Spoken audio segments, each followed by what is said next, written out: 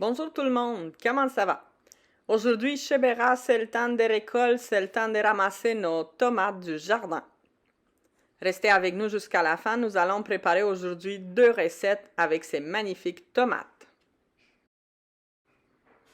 Donc, dans ce petit panier, j'ai ramassé les plus petites tomates, celles qu'on veut garder pour des salades, pour des sandwichs et tout. Et le reste, on va les transformer aujourd'hui dans du bouillon de tomates, donc du jus de tomates. En voici une très grande tomate qu'on a accueillie. Oh, wow! 523 grammes pour une de nos tomates. Je pense qu'on n'est pas pire. Et vous, c'est quoi la plus grande tomate que vous avez eue? Elle pesait combien? Vous pouvez nous laisser dans les commentaires ici plus bas combien qui pesait votre tomate. Et ben, si jamais vous avez des photos, ben, on aimerait bien les regarder. La première étape pour réaliser notre jus de tomate, c'est évidemment délaver les tomates. Ensuite de ça, à l'aide d'un couteau, j'essaie d'enlever les côtés qui sont verts, les côtés qui sont pas santé de notre tomate. Rappelez-vous, c'est des tomates bio à 100% et parfois, effectivement, il y a des côtés qui sont plus ou moins beaux et que j'aimerais pas les mettre nécessairement dans le jus de tomate. Mais inquiétez-vous pas, nos poules, ils vont être bien heureuses de recycler toute cette belle matière que je mets dans une autre pot à part. Et voici, 30 minutes plus tard, le chaudron est bien plein. J'ai simplement mis juste les tomates dans mon chaudron et je vais faire bouillir pendant 1 heure et demie. Ensuite, j'ai retiré les tomates de sur le feu. Je prépare un autre chaudron avec une tamis. Et je vais commencer à tamiser le tout. Effectivement, vu que je fais du jus de tomate, je n'ai pas besoin de la chair des tomates et de la peau. Hein? La peau des tomates, elle va rester après. Comme vous voyez, je n'ai pas utilisé une épineuse. Et donc, la chair, elle va contenir, bien sûr, aussi la peau de nos tomates. Mais ça ne me dérange pas personnellement. Et je vais utiliser le tout pour faire une autre recette.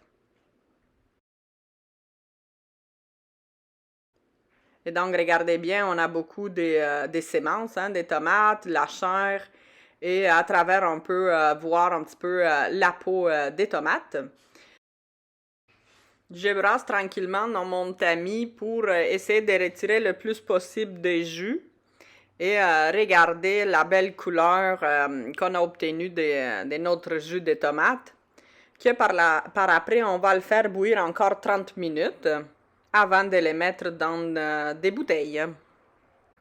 Comme vous pouvez voir, avec mes tomates, j'ai obtenu d'un côté du jus de tomate et de l'autre côté, j'ai la chair, la peau et un petit peu de jus qui a resté à travers tout ça. Je vais faire cuire le tout pour encore 30 minutes, comme le jus de tomate aussi. Et à la toute fin, je vais utiliser le mixeur vertical pour adoucir un petit peu plus la texture et de cette façon, la petite peau des tomates, elle va être un petit peu plus concassée puis on va la retrouver beaucoup moins dans la sauce. Et cette sauce, on va l'utiliser pour faire des sauces pour spaghettis, pour des lasagnes ou on met simplement dans les soupes ou dans d'autres sauces pour des pâtes, par exemple. Regardez la texture après les 30 minutes de cuisson. Et là, c'est le moment de la mettre dans les pots qui auparavant étaient bien sûr stérilisés. Et on peut garder ça pour l'hiver dans la chambre froide.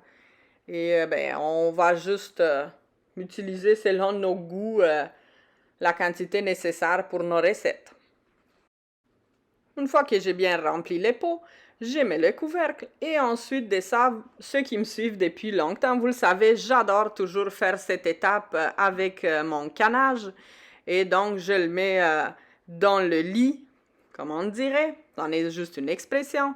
Et donc, voyez-vous, c'est simple, je le laisse toujours sur la table ou sinon sur le comptoir. Je mets une linge de cuisine par-dessus et ensuite descends une petite douillette juste pour garder ça au chaud. Et de cette façon, notre préparation continue à cuire jusqu'au lendemain quand je vais retirer la douillette et le linge de cuisine. Je vais laisser refroidir à la température de la pièce. Une fois que j'ai canné la sauce de tomate, là c'est le moment de mettre le jus de tomate dans les bouteilles, bien stérilisé bien sûr. Et donc je vais aller un petit peu à la fois dans chaque bouteille pour éviter justement que ma bouteille craque parce que je vais mettre le jus de tomate très très chaud direct dans les bouteilles. Et ensuite de ça, je vais faire le même lit que j'ai préparé aussi pour le jus, pour la sauce. Et donc, le lendemain, le tout va être terminé. Il va être prêt à aller dans la chambre froide. Ce jus est délicieux à consommer simplement comme ça ou le rajouter dans vos sauces, dans vos soupes et dans plein d'autres recettes. C'est toujours selon votre imagination, selon votre créativité dans la cuisine. Et vous, c'est quoi la recette des jus de tomates que vous utilisez ou des pâtes de tomates? Gardez-vous la peau ou pas vraiment? Je vous sers une petite verre de jus de tomate. Regardez la belle couleur. Santé, à la vôtre. Merci beaucoup d'avoir regardé la vidéo. N'oubliez pas un like, un commentaire et un subscribe, ça nous aiderait beaucoup. Merci.